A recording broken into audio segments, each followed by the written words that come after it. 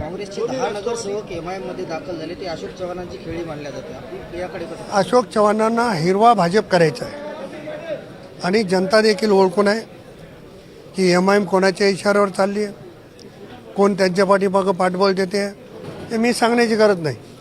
देगलूर नाका भागातून अनेक सहकाऱ्यांचे मला फोन आले, हमारे इधर भी अभी हरा भाजप बढ़ रहा है. ही जी भूमिका आहे ते खरं तर ज्यांनी हे करायला लागले त्यांच्या नेतृत्वाचं अपयश आहे की एवढे वर्ष राज्य करून त्यांना त्या भागात उमेदवार मिळत नाहीत, ही शोकांतिकाच आहे.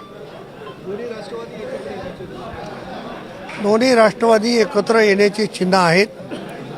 परवाही आमच्या बैठकीमध्ये पक्षश्रेष्ठींनी सूचना दिलेली आहे आणि स्थानिक स्तरावर कमलकिशोर कदम साहेब असतील, डॉक्टर सुनीलजी कदम असतील, यांच्याशी आमची चर्चा झाली आणि बहुतेक आमची दोघं जण आम्ही एकत्र येऊ.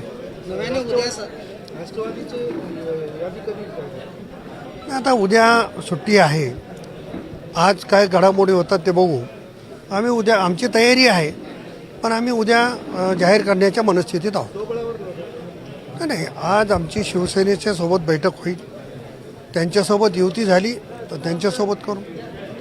आमचे अध्यक्ष वंचितच्या मंडळीला जाऊन भेटले, वंचितच्या मंडळीने हात पुढे केला तर त्यांच्यासोबत बसू आणि शरद पवार साहेबांची राष्ट्रवादी आणि दादांची राष्ट्रवादी एकत्र येईल.